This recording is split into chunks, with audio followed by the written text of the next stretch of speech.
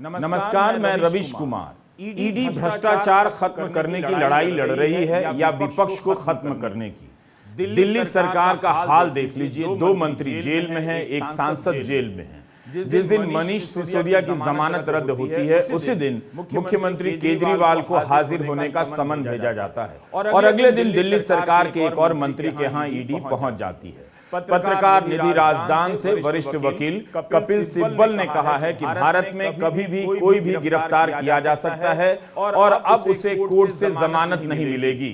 Money laundering कानून के जरिए लोगों को आतंकित किया जा रहा है। सिब्बल का यह बयान मनीष सिसोदिया से लेकर तमाम मामलों में लागू होता है जिनका संबंध ईडी के मनी लॉन्ड्रिंग केस से जुड़ा है। ईडी विपक्ष को घेरने की और घेरे रखने की सरकारी मशीन बन गई है। राजस्थान में ईडी के अधिकारी घूस लेते पकड़े गए तो अगले दिन ईडी ने छत्तीसगढ़ और राजस्थान में धावा बोल दिया। आज अखबारों की सुर्खियां बदल गई हैं। छत्तीसगढ़ में 7 नवंबर को पहले चरण के मतदान होने वाले हैं और वहां ईडी की रेड हो जाती है। ये हेडलाइन कहती है कि छत्तीसगढ़ के मुख्यमंत्री भूपेश बघेल को कथित तौर पर 500 करोड़ रुपए मिले हैं। ईडी ने एक प्रेस रिलीज जारी कर दावा किया है कि महादेव ऐप के प्रमोटर की तरफ से उन्हें यह पैसा कुरियर के जरिए भेजा गया। इस मामले में मुख्यमंत्री के 2 ओएसडी और एक सलाहकार से पूछताछ पहले हो चुकी है। भूपेश बघेल ने ईडी की प्रेस रिलीज पर सवाल उठाया। कांग्रेस ने भी आज इस पर प्रेस कॉन्फ्रेंस की है और इस एक व्यक्ति के बयान पर सवाल उठाए हैं। बघेल ने अपने ट्वीट में कहा कि ईडी की चालाकी देखिए। उस व्यक्ति का बयान जाहिर करने के बाद एक छोटे से वाक्य में यह भी लिख दिया कि बयान जांच का विषय है। अगर जांच नहीं हुई है तो एक व्यक्ति के बयान पर प्रेस रिलीज जारी करना न केवल ईडी की नीयत को बताता है बल्कि उसके पीछे केंद्र सरकार की बदनीयती को भी जाहिर करता है। और एक कोरियर का व्यक्ति एक वक्तव्य देता है। आपको मालूम है ये वक्तव्य कैसे निकाले जाते हैं ईडी द्वारा, और उस वक्तव्य के आधार पे आप पूरी कहानी बनाते हैं और उसके बाद सबसे दुर्भाग्य की बात, सब्जेक्ट टू इन्वेस्टिगेशन। कहानी बनाने के बाद सब्जेक्ट टू इन्वेस्टिगेशन। क्या आप सोचते हैं कि गधे हैं लोग या घास खाते हैं? उनकी आप इंटेलिजेंस को अपमानित कर रहे हैं कि हम पहले आरोप लगा देंगे, चुनाव के वक्त रेड कर देंगे, एक व्यक्ति का हम अभियान वक्तव्य ले लेंगे और बाद में हम इन्वेस्टिगेट करेंगे। जो इन्वेस्टिगेशन छत्तीसगढ़ पुलिस ने करके आपको 1.5 साल पहले दे दिया है, 1 साल पहले दे दिया है। मुख्यमंत्री का कहना है कि चुनाव हो रहे हैं, चारों तरफ इतनी सुरक्षा है, कुरियर के बक्से में नोट भरकर कैसे आ रहा है? क्या सारी एजेंसियां मिली हुई हैं?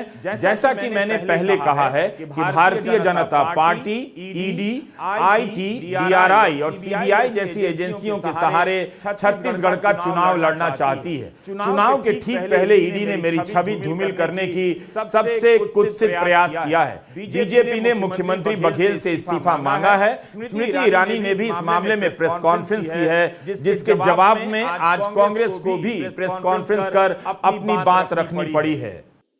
भारत के चुनावी इतिहास में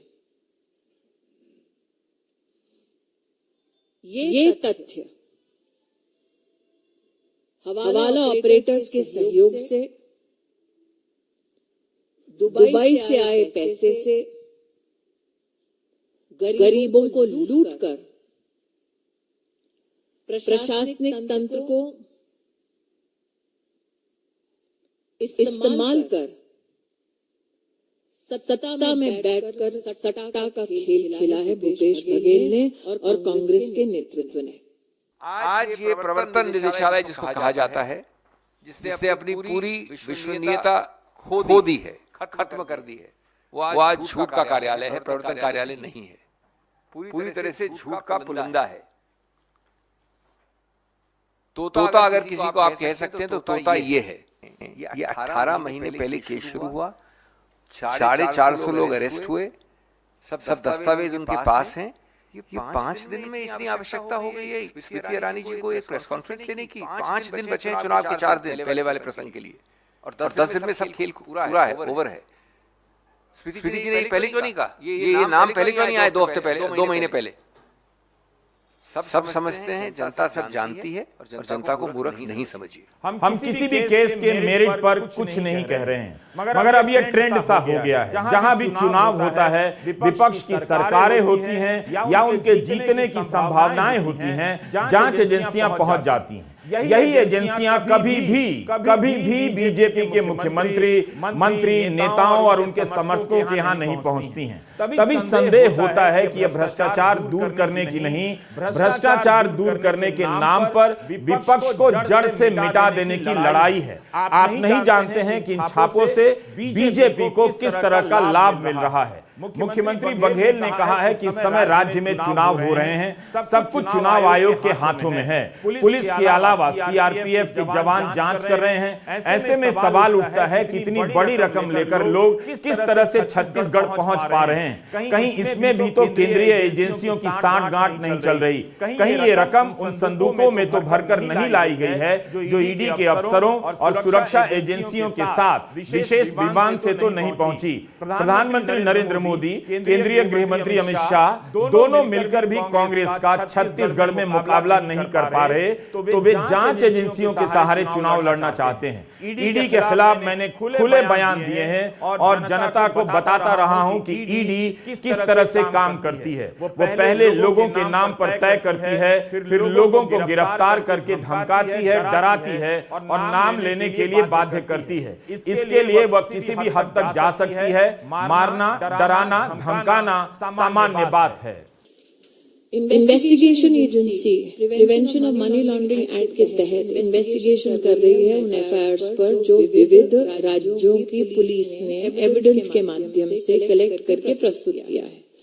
तो क्या भूपेश जी का ये मानना है कि छत्तीसगढ़ की पुलिस, छत्तीसगढ़ की सरकार, आंध्र की सरकार भूपेश बघेल के खिलाफ षड्यंत्र रच रही है? कि 1.5 वर्ष पहले जो पहला कोतवाल है यानी छत्तीसगढ़ पुलिस, वो पहला कोतवाल जांच शुरू कर देता है, अभियुक्त बना देता है, बहुत सारी चीजें जब्त कर लेता है और उसके 1.5 साल बाद चुनाव के बीच में 4 दिन बचे हैं पहले प्रसंग के और 15 दिन में सब कुछ ओवर है छत्तीसगढ़ में। उसके 1.5 साल बाद दूसरा कोतवाल छलांग लगाता है केंद्र सरकार के निर्देश पे यानी ईडी। 2022 मार्च से लेके अभी तक रायपुर ले लीजिए, दुर्ग ले लीजिए, बिलासपुर ले लीजिए, जगदलपुर ले लीजिए, अंबिकापुर ले लीजिए, मैं आपको डिटेल्स नहीं दे रहा हूं। सब तरफ से लगभग 450 लोगों को गिरफ्तार किया है। किसने किया है? छत्तीसगढ़ पुलिस ने। मैंने कहा ना पहला कोतवाल। 72 केसेस रजिस्टर हुए हैं पूरे प्रदेश में, अलग अलग डिस्ट्रिक्ट्स में। अब मैं उसकी सूची नहीं दूंगा आपको, लेकिन जो टोटल है जो सामूहिक रूप से है 191 लैपटॉप, 850 मोबाइल फोन, 200 से ज्यादा एटीएम कार्ड्स, 1.5 करोड़ रुपये और उसके अलावा बहुत सारे अंचल एसेट्स, कैश, 16 करोड़ से ज्यादा बैंक अकाउंट्स के रुपये इत्यादि इत्यादि। ये सब पहले गात खत्म हो गई, तहकीकात हो गई, जब्त हो गए, कानूनी कार्रवाई हो गई। तो 1.5 साल में जब ये सब कर लिया, उसके बाद 6-8 महीने से ईडी ने शुरू कर दिया ये सब। उसको भी हो गए 6 महीने से ज्यादा। कैसे हुआ ये? क्यों हुआ ये? कब हुआ ये? या सिर्फ इसलिए हुआ कि 4 दिन बाद पहली वोटिंग है और 15 दिन बाद सब वहां खत्म है चुनाव। ईडी के साथ साझेदारी, गठबंधन और सहयोग बीजेपी सरकार और बीजेपी पार्टी का तीव्रता से बढ़ रहा है जैसे जैसे वो हार उनके पास आ रही है। 3 नवंबर को केवल छत्तीसगढ़ में छापे नहीं पड़े, राजस्थान में भी पड़े हैं। आयकर विभाग ने तमिलनाडु में लोक निर्माण मंत्री ईवी वेलु से जुड़े 40 ठिकानों पर छापे मारे। भारत में भ्रष्टाचार की गहराई कितनी है कोई नहीं जानता, मगर अब यह दिखने लगा है कि भ्रष्टाचार से लड़ाई की तलवार के नाम पर विपक्ष की गर्दन काटी जा रही है। विपक्ष का मतलब राजनीतिक दल नहीं होता, विपक्ष का मतलब होता है विरोध की आवाज, जनता। और वो सारे सवाल जो सरकार से पूछे जाते हैं, इन आवाजों पर ईडी के जरिए हमला किया जा रहा है। सारा मामला इतना एक तरफा हो चुका है कि ईडी और आईटी के छापों से भरोसा नहीं बनता कि इनका इस्तेमाल भ्रष्टाचार मिटाने के लिए हो रहा है, बल्कि यही दिखता है कि इनके नाम पर लोकतंत्र में लंबे समय के लिए विपक्ष और जनता की आवाज को कमजोर किया जा रहा है। ईडी ने जिनके यहां भी छापे मारे हैं, उनके बीजेपी में आ जाने से सब कुछ खत्म सा हो जाता है। ऐसे अनेक प्रकरण आ चुके हैं, हमने अपने पहले के वीडियो में बताए हैं। इस वक्त लगता है आप भूल गए हैं। 30 अक्टूबर को मनीष सिसोदिया की जमानत रद्द हो गई। जमानत की सुनवाई के दौरान सुप्रीम कोर्ट ने ईडी से जो सवाल पूछे, उससे यही लगा कि ईडी के पास ठोस सबूत नहीं है, ना आधार। कोर्ट ने कहा कि सिसोदिया के खिलाफ सरकारी गवाह के बयान के अलावा कोई सबूत है भी या नहीं। सुनवाई के दौरान जो सवाल उठे, उससे लग रहा था कि सिसोदिया के खिलाफ कोई ठोस आधार नहीं है, और जब फैसला आया तो उम्मीद से ठीक उल्टा। यही कारण है कि इस फैसले को रहस्य की तरह देखा जा रहा है। सुनवाई के दौरान सुप्रीम कोर्ट ने यह भी कहा कि आप किसी को अनंत काल तक के लिए जेल में नहीं रख सकते। सुप्रीम कोर्ट को अनंत काल की परिभाषा तय कर देनी चाहिए। 8 महीने से मनीष सिसोदिया जेल में बंद हैं, क्या यह अनंत काल में नहीं आता? 3 साल से अधिक समय से उमर खालिद जेल में बंद हैं, कई बार जमानत रद्द हो चुकी है। भीमा कोरेगांव मामले में शोमा सेन 5 साल से भी अधिक समय से जेल में हैं, क्या यह अनंत काल में नहीं आता? क्या 3 साल और 5 साल अनंत काल के दायरे में नहीं आता है? तो फिर अदालत को बता देना चाहिए कि अनंत काल के दायरे में कितने साल आने चाहिए। क्या ये लोग अंडर ट्रायल नहीं है? जमानत के ऐसे फैसलों का विपक्ष और विरोध की आवाजों पर असर पड़ रहा है। कोर्ट को कभी तो पूछना चाहिए कि ईडी हमेशा विपक्ष के केस लेकर क्यों आती है? क्या उसे बीजेपी के नेताओं के यहां कोई मामला नहीं मिला? आम आदमी पार्टी के नेता सत्येंद्र जैन करीब 1.5 साल से जेल में हैं। इतना सब कुछ साफ साफ है, फिर भी अगर ईडी और यूएपीए के केस में 3 से 5 साल तक बेल नहीं मिल रही है, तो सवाल उठने चाहिए। कई बार हुआ है कि हाई कोर्ट से बेल नहीं मिली तो सुप्रीम कोर्ट से मिल गई, मगर कुछ केसों में जमानत के फैसलों की समीक्षा से अब लग रहा है, और कई लोग लिख रहे हैं कि ईडी को और प्रोत्साहन भी मिलेगा क्योंकि कोर्ट से अब जमानत नहीं मिल रही है। मनीष सिसोदिया के मामले में जमानत की सुनवाई पूरी करने के दिन कोर्ट ने जो टिप्पणी की और 30 अक्टूबर को जमानत रद्द करने के फैसले में जो लिखा,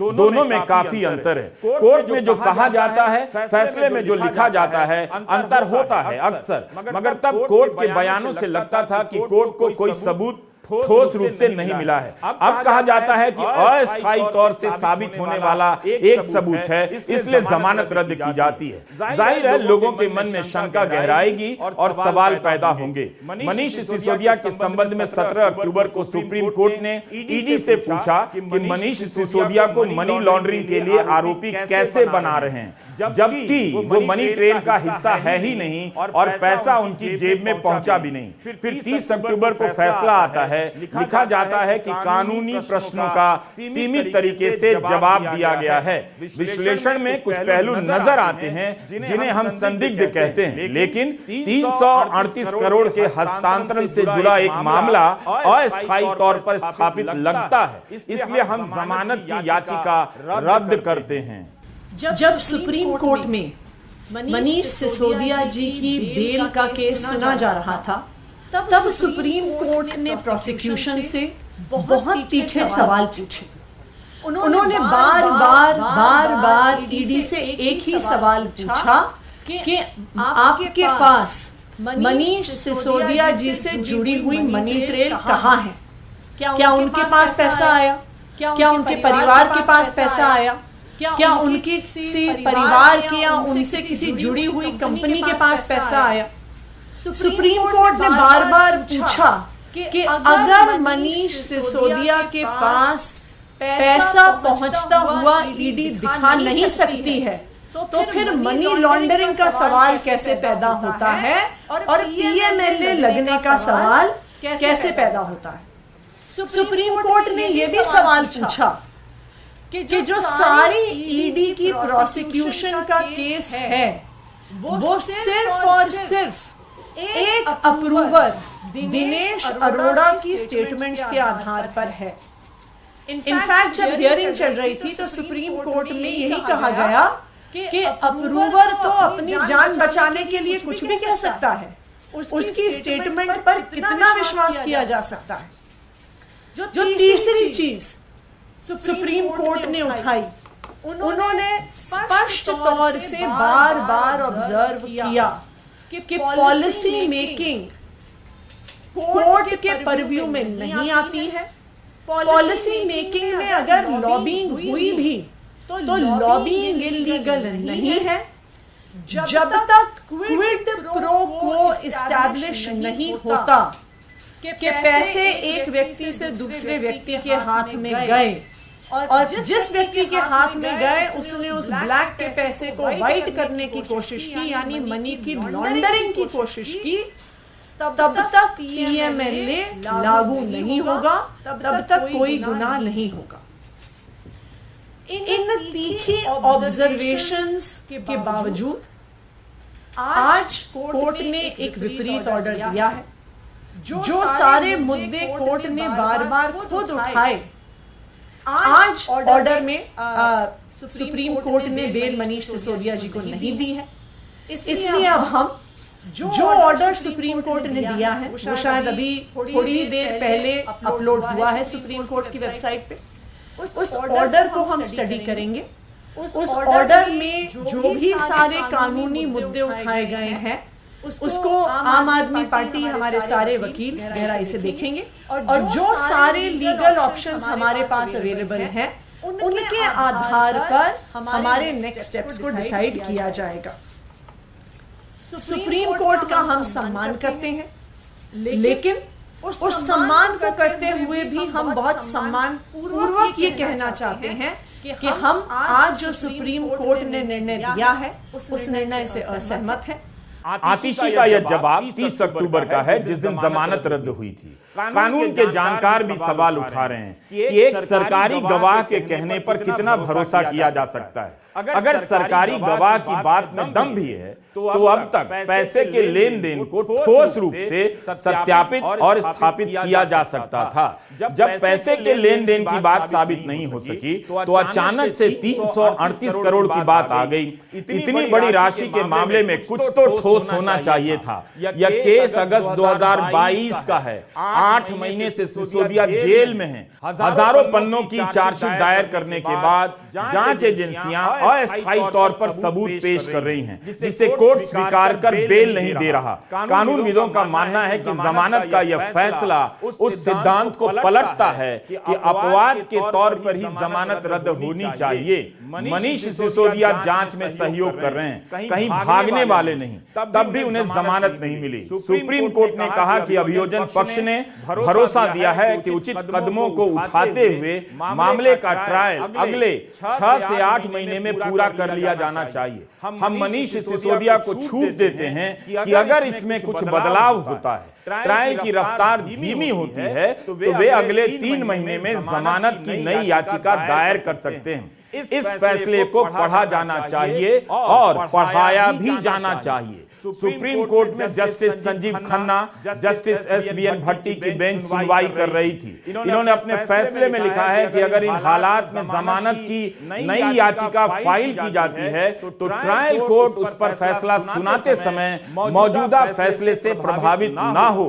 ट्रायल कोर्ट को सिसोदिया की पिछली बेल याचिका के खारिज होने से भी प्रभावित नहीं होना चाहिए। कोर्ट ने यह भी कहा कि उस समय जल्दी ट्रायल के अधिकार का संज्ञान लिया जाए। कोर्ट ने 3 महीने के भीतर फिर से जमानत की याचिका दायर करने का विकल्प दिया है, लेकिन निचली अदालत से सुप्रीम कोर्ट तक आने में मनीष सिसोदिया को 8 महीने लगे। इस अनुभव के हिसाब से देखिए तो मनीष सिसोदिया को फिर से उसी रास्ते पर वापस भेजा गया है जहां से वे चलकर सुप्रीम कोर्ट आए। अब अगर इसमें फिर से 8-9 महीने लग गए तो सिसोदिया 2024 तक जेल में ही रह जाएंगे। दबायर की श्रावस्ती दासगुप्ता से बात करते हुए सुप्रीम कोर्ट के पूर्व जस्टिस मदन लोकुर ने कहा है कि अफसोस है कि बेल देने के बुनियादी सिद्धांतों पर गौर नहीं किया गया है। अगले 3 महीने तक जमानत की कोई संभावना अब नहीं, ऐसा आमतौर पर नहीं होता। अगर यह अप्रत्याशित नहीं है तो भी आमतौर पर ऐसा नहीं होता। दीवानी मुकदमों में जमानत को यथास्थिति के बराबर माना जाता है। 8 महीने में ट्रायल पूरी हो जानी चाहिए या असंभव लगता है। 1 साल तक सीबीआई की एक चार्जशीट को लेकर आरोप तय नहीं हो सके। एक केस में 31,000 पन्नों की चार्जशीट है, 294 गवाह हैं। एक केस में 25,000 पन्नों की चार्जशीट है, 162 गवाह हैं। संभव ही नहीं है। इस फैसले का असर यह होगा कि जेल में अंडर ट्रायल के रूप में बंद होना ही सजा हो जाएगी। 17 अक्टूबर को सिसोदिया के वकील अभिषेक मनु सिंघवी ने भी यही कहा कि अगर बचाव पक्ष 1 साल के बाद आपको अब बता रहा है कि किसी और को आरोपी बना रहे हैं, आम आदमी पार्टी को आरोपी बना रहे हैं, तो यह सब अखबारों की हेडलाइन के लिए किया जा रहा है। इस बात का क्या हुआ किसी को पता नहीं। तब सिंघवी ने कहा कि 5 अनुपूरक आरोप पत्र आ चुके हैं, 500 गवाह हैं, 50,000 पन्नों के दस्तावेज आ चुके हैं और ये अब बता रहे हैं कि आम आदमी पार्टी को आरोपी बनाना चाहते हैं। ये अखबारों के लिए किया गया। ट्रायल पूरी करने के मामले में ईडी का रिकॉर्ड भी देख लिया जाना चाहिए। भीमा कोरेगांव का केस 2018 का है, अभी तक ट्रायल शुरू नहीं हुई है और अभियुक्त बनाए गए कम से कम 6 लोग 5 साल से अधिक समय तक जेल में रहे, तब जाकर जमानत मिली। भीमा कोरेगांव केस में अरुण फरेरा, वर्णन गुंजाल्विस को बॉम्बे हाई कोर्ट ने 2021 में जमानत देने से इनकार कर दिया। सुप्रीम कोर्ट से इन्हें जमानत मिलते मिलते जुलाई 2023 आ गया। हाई कोर्ट से लेकर सुप्रीम कोर्ट के बीच कई महीने लग गए। जुलाई 2023 में जमानत देते हुए सुप्रीम कोर्ट ने कहा कि किसी के खिलाफ मामला गंभीर है, सिर्फ इसी आधार पर जमानत नहीं रोक सकते। रिकॉर्ड पर जो दस्तावेज पेश किए गए हैं उनसे नहीं लगता कि जेल में रखना उचित होगा। क्या यह पैमाना मनीष सिसोदिया के केस में लागू नहीं होता? कानून विधि बेहतर बताएंगे। 2018 का मामला है भीमा कोरेगांव केस का। 2023 में कोर्ट कहता है कि गंभीर मामलों के नाम पर बेल नहीं रोक सकते। यह हाल है न्याय व्यवस्था और हमारी जांच व्यवस्था का। अरुण फरेरा और वर्णन गुंजाल्विस को 5 साल जेल में रहने के बाद जमानत मिली। इसी केस में ज्योति जगताप को सितंबर 2020 में अरेस्ट किया गया, यूएपीए लगा। बॉम्बे हाई कोर्ट ने फरवरी 2022 में जमानत रद्द कर दी। यह मामला सुप्रीम कोर्ट में है। जुलाई में ज्योति की जमानत पर सुनवाई स्थगित हुई। सितंबर महीने में कुछ जवाब दायर करने के लिए कहा गया। इसी हफ्ते 1 नवंबर को सुनवाई के लिए यह केस सुप्रीम कोर्ट के सामने आया और 30 नवंबर तक के लिए सुनवाई स्थगित हो गई। इस केस में कई आरोपी 5 साल तक जेल में रह चुके हैं और ट्रायल नहीं शुरू हुई। 5 साल बाद अगर बरी हुए तो उनके जीवन के इस दौर के लिए कोई अपराधी नहीं होगा, बस कुछ टिप्पणियां सांत्वना के लिए परोस दी जाएंगी। इसलिए मेरा मानना है कि मनीष सिसोदिया के मामले में कोर्ट का फैसला उन सभी को असुरक्षित कर रहा है जो सरकार की निगाह में हैं। जैसे ही यह फैसला आया उसी दिन अरविंद केजरीवाल को ईडी ने हाजिर होने के लिए समन भेजा। केजरीवाल नहीं गए, चुनाव प्रचार के लिए चले गए। दिल्ली सरकार के समाज कल्याण मंत्री राजकुमार आनंद के घर ईडी पहुंच गई। 22 घंटे तक उनसे पूछताछ हुई। राजकुमार आनंद ने कहा कि पूरे घर की तलाशी ली गई मगर कुछ नहीं मिला। उनके अनुसार ईडी कस्टम के जिस मामले के लिए आई थी वो 20 साल पुराना है। राजकुमार आनंद से पहले मंत्री सत्येंद्र जैन और मनीष सिसोदिया ईडी की चपेट में है। अमर उजाला ने छापा है कि राजकुमार आनंद के घर से कई सारे दस्तावेज जब्त हुए हैं और उन पर हवाला के जरिए पैसे चीन भेजने के आरोप हैं। अब तो कोई भी नहीं सोचता कि जिस सरकार के एक मंत्री हर वक्त जांच एजेंसियों की नजर में हो, वो हवाला के जरिए चीन पैसा क्यों भेजेंगे और इतनी हिम्मत वो क्यों करेंगे। 1996 से अपना बिजनेस मैंने शुरू किया और इंपोर्ट का बिजनेस किया। 2005 में मेरे ऊपर कोई DRI की एक सर्च हुई और उस सर्च के बाद 2007 में उसके एक शो कॉज नोटिस मुझे मिला और उसके बाद हम लोग सुप्रीम कोर्ट गए उसकी अपील के लिए। तो उन्होंने हमें अपील अलाउ की। एक 4 करोड़ रुपए, 4 करोड़ कुछ लाख रुपए का हमें शो कॉज नोटिस मिला। उसमें से सुप्रीम कोर्ट ने कहा कि इतना आप सर्टेन अमाउंट जमा कर दीजिए। हमने 3 करोड़ कुछ रुपया उसी टाइम जमा किया और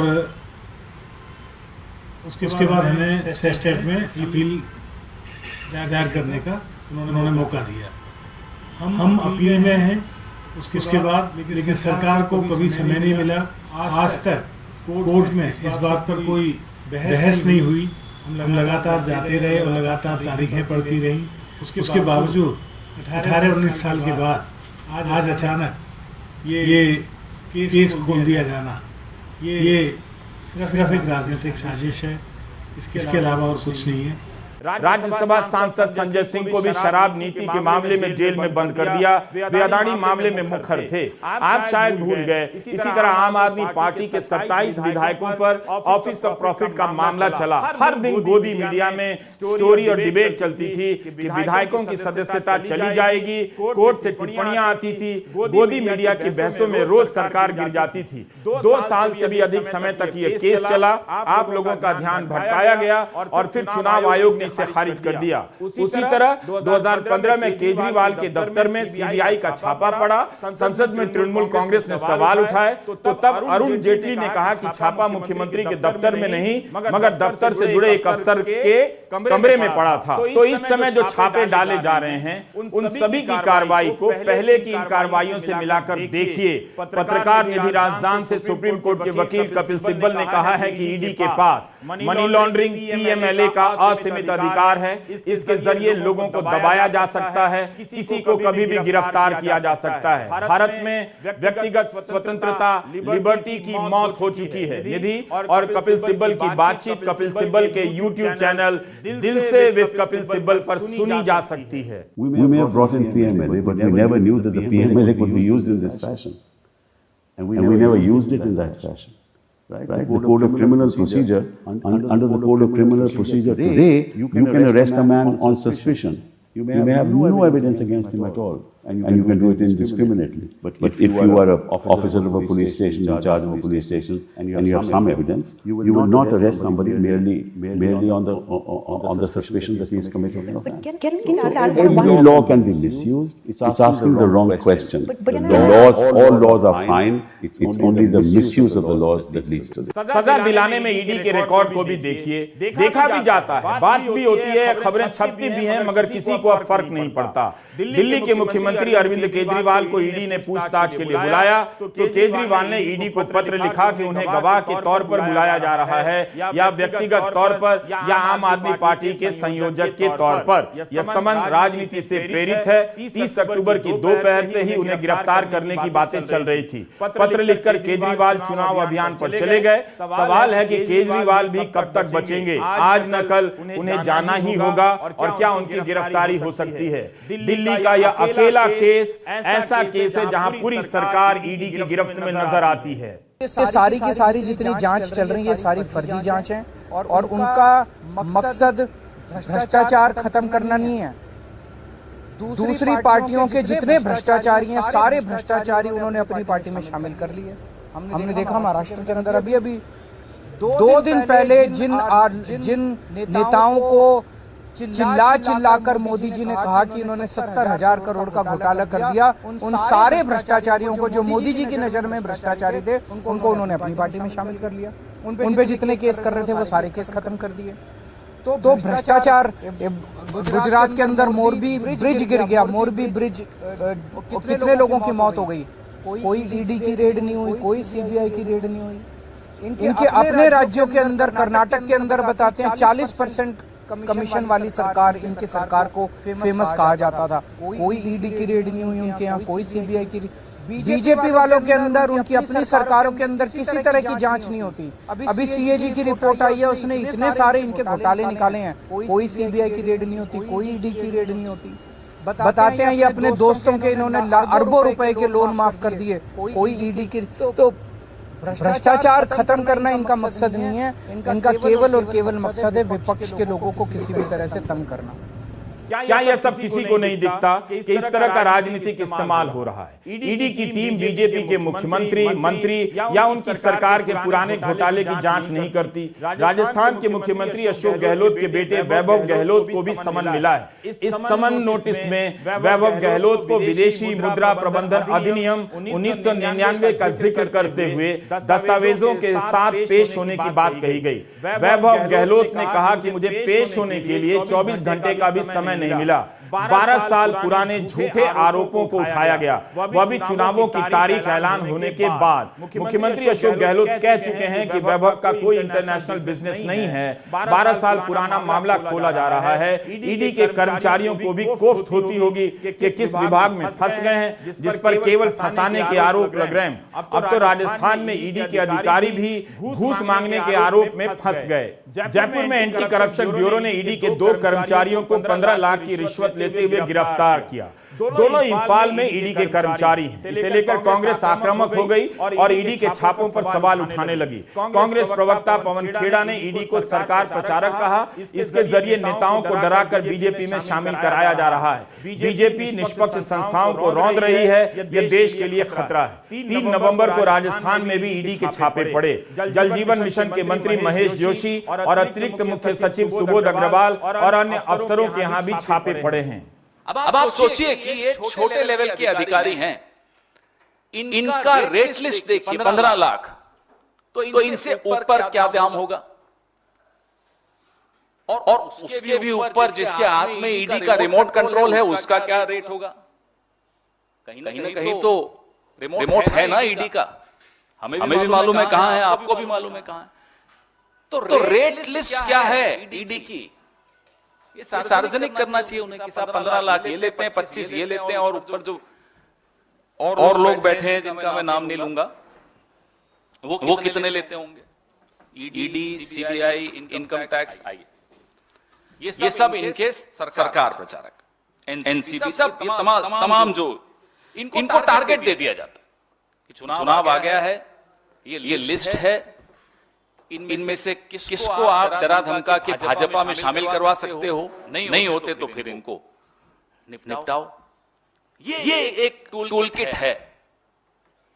मैं इसको गुजरात मॉडल नहीं कहूंगा, ये टूल किट मोदी जी का अपना टूल किट है। ईडी और यूएपीए के मामले में कोर्ट के रवैये को बहुत ध्यान से देखा जाना चाहिए। इन फैसलों की समीक्षा से कई तरह की धाराएं निकलती हैं, मगर जेल के पीछे अनंत समय तक रहने से छुटकारा नहीं मिल रहा। उमर खालिद की जमानत की सुनवाई सुप्रीम कोर्ट में कितनी बार स्थगित हो चुकी है? 3 साल क्या कम होते हैं? उत्तर प्रदेश में जिस तरह से आजम खान को घेरा गया है, वह और भी अप्रत्याशित है। क्या आप जानते हैं कि आजम खान 88 मामलों में जमानत ले चुके हैं? मई 2022 में जब सुप्रीम कोर्ट ने उन्हें जमीन कब्जा के मामले में जमानत दी, तब तक वे 87 मामलों में जमानत ले चुके थे। उस मामले में कोर्ट ने अस्थायी जमानत देने के लिए आर्टिकल 142 के तहत अपनी विशेष शक्तियों का प्रयोग किया। सुप्रीम कोर्ट ने कहा कि जो केस उनके सामने है, उसमें एफआईआर के 19 महीने बाद आरोपी बनाया गया। बार बार जमानत की याचिका दायर करना, अलग अलग कोर्ट में रद्द होना, फिर सुप्रीम कोर्ट जाना, क्या न्यायिक प्रक्रिया का दोहन नहीं हो रहा है?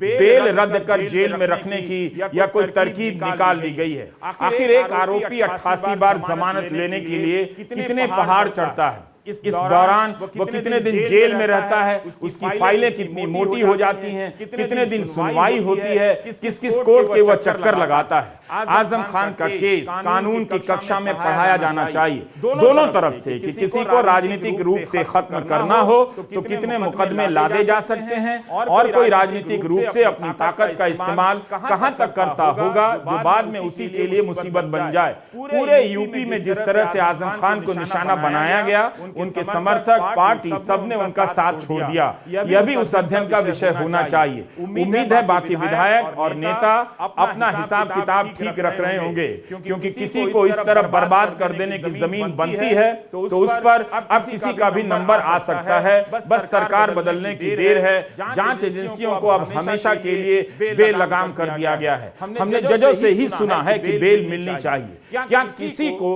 पहले दिन की गिरफ्तारी से लेकर फैसला आने तक जेल में रखना चाहिए? इसका सिंपल जवाब नहीं। केस के साथ जवाब बदल सकते हैं, लेकिन उमर खालिद से लेकर मनीष सिसोदिया की जमानत का मामला बता रहा है कि किसी को भी महीनों जेल में डाल देना अब अनिवार्य और सामान्य होता जा रहा है। नमस्कार, मैं रवीश कुमार।